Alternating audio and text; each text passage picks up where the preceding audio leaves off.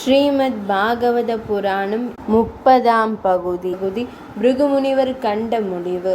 ஒரு சமயம் முனிவர்களும் தேவர்களும் அயன், அரண், அரி என்ற மூவரில் மேலானவர் யார் என்று பிருகுமுனிவரை கேட்டனர்.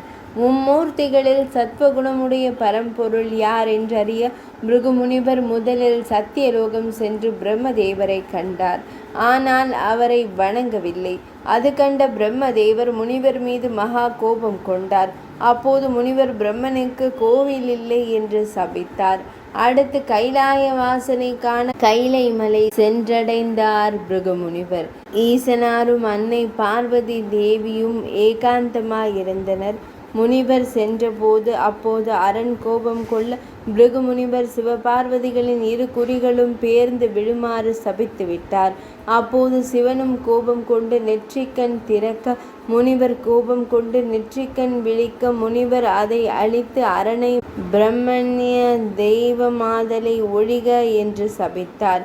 அடுத்து நாராயணனிடம் சென்றார் பிருகுமுனிவர். அப்போது திருமால் லக்ஷ்மி தேவியின் மடிமீது தலை வைத்து சயனித்திருந்தார். அப்போது அங்கு சென்ற முனிவர் திருமாலின் திருமார்பில் உதைத்தார். அப்போது பகவான் பிருகுமுனிவர் வந்ததை அறியவில்லை என்றும் தான் இருந்த நிலைக்கு வருந்தி பேசலுற்றார்.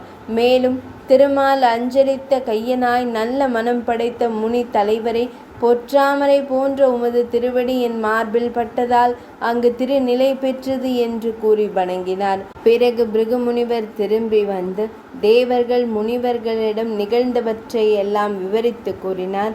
இறுதியாக தான் அறிந்த உண்மையை விளம்பினார்.